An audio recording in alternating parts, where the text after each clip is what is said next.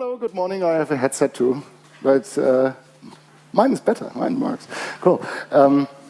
So they told me I just have to click on. Let's see what happens. Yeah, works. Cool. Yeah, well, I will talk about a little bit, talk about economics today a little bit. I hope this is not too boring for you, but I think it's really important because it's not only technology, it's not only connections, it's not only new features, it's not only use cases, there's an economy behind the whole thing. And I will start off by maybe taking one step back and talk about the economics of open source. Now you could say economics of open source, that's stupid because open source is free and there's no economics, finished. In fact, there is economics. And we take even one more step back and look at the internet. The internet, we all know, was actually planned in the 70s and 80s as a thing which connected computers. But then in 1993, something really important happened. The internet became a gigantic economic stimulus plan. And this is not my idea, and not my word, it's their words. The US government, those two guys in person, initiated this plan. And they had the feeling that coal industry, car industry, and stuff like that wouldn't be the best idea for the next 20 or 30 years for the US. And they said, we have to put something in technology, and we will use this internet thing. And put an economy on top of that. And that actually succeeded a lot. You see, Colin just said it, the 5 biggest companies in the world, they are all US, and they all work on the internet. So how did those guys do it?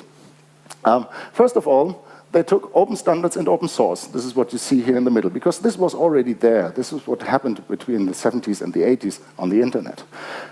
And they put 3 things on top of that, which could only the state make. And this is first, supply-side activities. They invested a lot in research and development. They gave billions of dollars to the universities on the East Coast and the West Coast, mostly West Coast. And this is obviously why the Silicon Valley is on the West Coast and not somewhere else on the planet. So money was put there. Then they made demand-side activities. So they put a lot of money into small companies because all those students which came out of the university started to run companies. And of course they needed money. Now would you as an investor invest just in a 20-person company? Probably not. But if this person has state orders, billions of dollars worth, of course you can invest because you get your money back. And that then created more demand for new companies, and more companies opened up.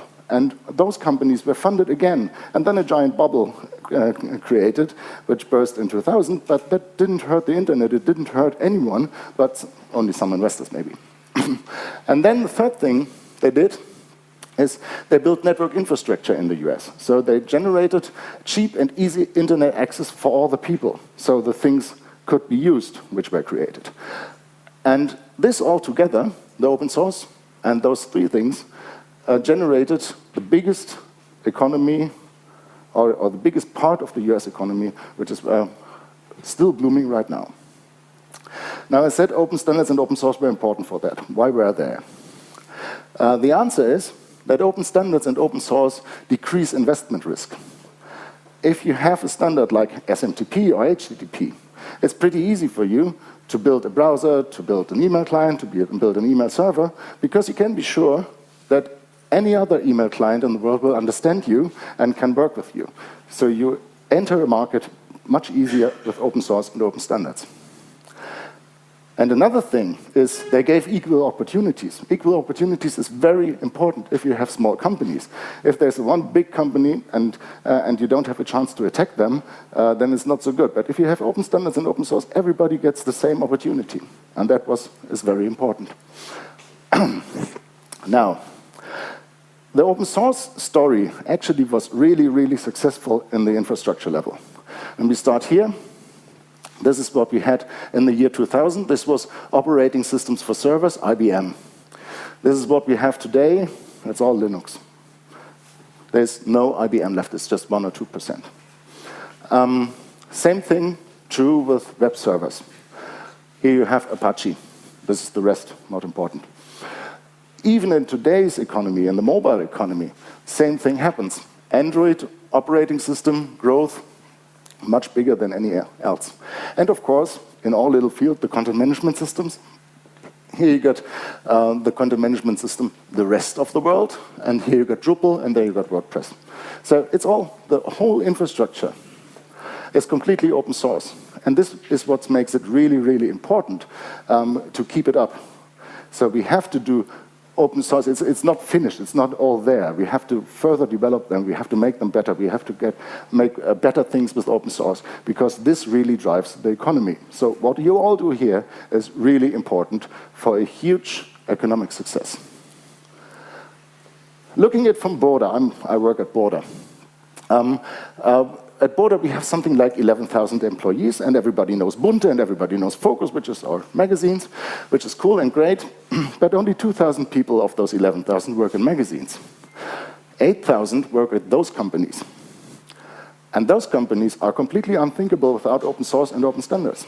So a majority, like 70% of all the employees in a very traditional enterprise like Hubert Burda Media, are completely dependent on open source and open standards. And this is what makes our work so important. So that was already part one. Conclusion, open source and open standards are some of the driving factors of today's economy. And we, as the open source people, we have the responsibility to keep them up, even if we are not heard all the time. And the indirect business models of open source drive whole economies and whole industries. So, just to make sure everybody knows that we're on the right path. Now going back to Thunder, because actually we're talking about Thunder today. What's Thunder economics? First of all, the Burda view again. For Burda, it's pretty easy. This are all the sites we relaunched in the last 18 months. So that was pretty cool. It worked. Burda relaunched all those sites, and we saved up to 90% compared to the last relaunch. Now, in cost and in time. So this is a great success, and Burda saved millions of euros on relaunching all those sites, because if they hadn't relaunched it on Thunder, they needed to relaunch them on other systems, and that would be much more costly. So we're pretty happy. So this is the Burda view, first of all. But then we decided to open source the whole thing. And open sourcing a system like that is not really what a publisher normally does. So why did Hubert Burda do that? The fact is, we do that stuff all the time. We have some companies here, and there's more to come. We believe in the democratic internet, and we believe in cooperation between publishers. So we don't only believe in the connections, as Colin says, between the users and the publishers, but also in the connections between the publishers, because together we are much stronger than we are alone. This is what we say all the time. And we have a couple of projects. We have Clicks, you might know it. Clicks is an open source browser which respects the privacy of the users. We have Thunder, of course, the open source CMS for professional publishing, and we have a new company called AdTech Factory, where we offer a collaborative CRM for publishers and an ad booking system also for online. So we're doing this all the time, and we're trying to connect publishers with it, because this is the real goal behind what we do. And we will have more initiatives next year. I was hoping to be able to speak about them, but I can't, because it's not finished yet. But stay tuned. So this is what we do all the time. And after we open sourced the Thunder thing, a lot of companies actually jumped on Thunder and used Thunder for their websites. We have now, according to Drupal.org, 200 sites reporting Thunder. And this is not only traditional publishers, as you see here. Those are also agencies and brands. Because we, as a publisher, we always think, publisher, yeah, that's Axel Springer, that's us, and stuff like that. But publisher actually is also a brand. Because, of course, it's in CMS, you can use it, and just publish something. And, yeah, we're pretty happy that we see all those companies using Thunder right now, which is a great success because, as you know, the first release, I think, was in February this year, February last year. So it's, yeah, it's 1.5 years old or something. And already a lot of brands using it. Pretty cool. But I think what's even more important to us, actually, is the CTI program. The CTI program we launched right a couple of months after we relaunched Thunder, because we noticed that the publisher themselves, they normally cannot just take a Thunder copy and use it. They need help.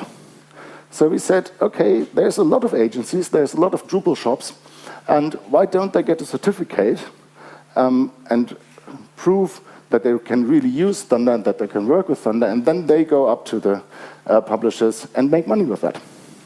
And above the line, you see those companies which are already CTI certified, and below the line, you see the companies which are right now in the certification process, which is a lot. And this helps Thunder really to grow, because those people, they have the customers. We don't have customers, actually, because we are publishers. We don't run around the world and say, please use Thunder. We don't even have a budget for that.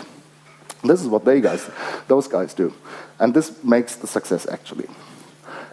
And this is actually, we didn't really plan on it, but we noticed that this is driving a new economy.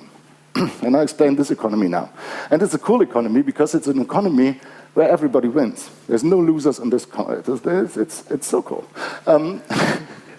So what we did is we take Drupal 8. You know, Thunder is actually Drupal 8. There's a huge community of developers behind that. And we used it to make the CMS for professional publishing, which is Thunder. Then, as I said, we wanted to give it to the publishers, but in between, of course, we need the CTIs, all those small companies, or even bigger companies, which make the work. And they produce code, they produce extra modules, they make designs, whatever, for all those publishers. Of course, the publishers pay for that, which is nice for the companies, because then they have money. And there's no money flowing back to us. I think this is very important to build trust, actually. And the agencies become interested in promoting Thunder, because when they go with Thunder to a publisher, they can actually be cheaper than other people who don't have Thunder, because Thunder gives you a head start. The projects are just cheaper, so they can win, and they have an economic advantage over the other agencies. What happens then is that some of the agencies, some of the CTIs, contribute back to Thunder, which makes Thunder better.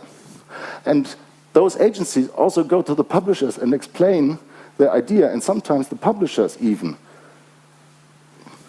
give contribute back the modules they paid for to Thunder, to open source now. And this is what makes Thunder better. Because Thunder is getting better, we can do more core contributions to Drupal. We are right now under the top 20 in the world and #1 in Germany core contributors, which is, we're a 5-person team. It's really small, and we're contributing a lot. And this gives back trust from the Drupal community, which is a huge community, into Thunder. They know us. We have been at the DrupalCon in Vienna, and everybody knew Thunder. We couldn't believe it. And this trust, we can use this trust again to influence Drupal in the best interest of the CTIs and of the publishers. And this is actually something happening here which is really great. We didn't plan that. It just happened. But it's something where those people benefit because they get money. Those people benefit because they get a cheaper CMS. Those people benefit because they benefited before, because it was cheaper for us. And those people benefit because they get a better system and a better core. So there's no losers in the system, which is really quite great. And here's a nice picture of the DrupalCon Vienna, where everybody knew Thunder. Maybe because there was a sign. Okay. That was part 2, and conclusion part 2 is we managed, as Burda, to save millions with Thunder. Publishers start adopting Thunder. CTIs make significant revenues with Thunder. And the Drupal community accepts and supports Thunder. And this is a great success after 1.5 years or so. So we're pretty happy.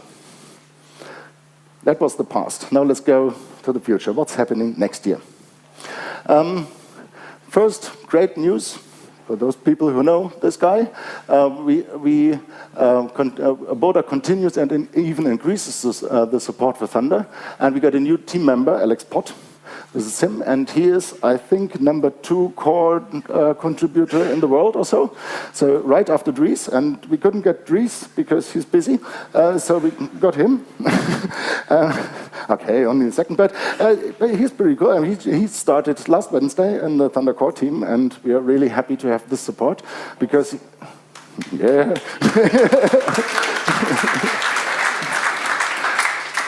Because it shows us that Drupal core is really getting close to us, and it's nice to us because we understand a lot more of those Drupal core things and how it works and stuff like that. So he can be the bridge for us, which makes us really happy. We decided as a Thunder team that we will have to take more responsibility for Drupal core and the Drupal association, and you will see what's happening there next year. We have some ideas. We noticed that we will have a strong focus on Europe because even though Drupal is a European system, it seems to become an American system more and more. And there's not enough support actually for Drupal in Europe, and we will try to help there as good as we can. We go to a lot of Drupal camps in France and England and stuff like that next year.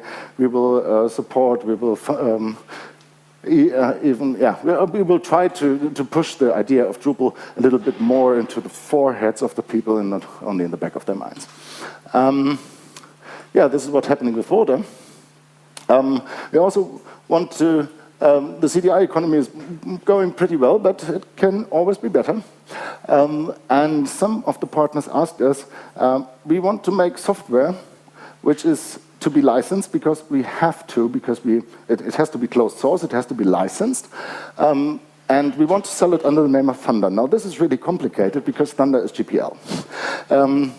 But we want to support that, so we will find ways that not we do, we will always stay GPL, but we will have to help other companies to make licensed software connected with Thunder. And you will see a nice example this afternoon. It's called T4P. It's a cooperation between A&F, Sprylab, and Brixware, and it's put upon Thunder. And they will show you this afternoon, so I won't tell you too much, but stay tuned.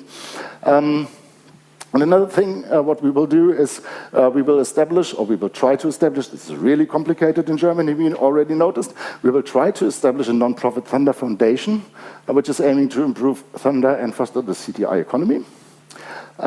We have to do that because Thunder doesn't really have a legal status, it's just a brand.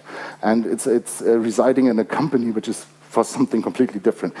So we have to, because it's growing and it needs to have some legal status, so we will put it into a foundation. Don't expect this in February, we are happy if it's end of the next year. Okay, and thirdly, Thunder core development, we will do something. I think Daniel is going into details this afternoon, so we'll just rush over that. So we're doing a lot in headless Thunder. We will provide a commonly usable API for headless. We are already doing a lot of in page building, and you will hear a lot about that today because agencies are very interested in that, to give editors the ability to quickly create custom layouts. We are working on unified search. We have been waiting for workflow. So we decided last year we don't do any workflow because Drupal is doing a cool workflow project which was funded with millions and millions by Pfizer actually. And it's now in a status where we can start to implement it into Thunder too. And we will, we're in contact with those people. We're doing some cool things there and integrate it for editorial workflows. We always say that we will work on a dashboard. We said that's last year, and we didn't. Let's see what happens 2018. And which is my personal favorite, we integrated IPFS. Mladen will talk about that later, which is the interplanetary file system, and other blockchain integrations, because we think this is really important and a very important future strand for Thunder and for Drupal, maybe. So, this is what's going to happen. Now, to conclude this, I found this poem, and I couldn't translate it actually, but I think it transports what I want to say. Actually, we have been doing great in the past. There's still a lot to do, but we are obviously on the right track. And so please keep it up with us. Thank you very much.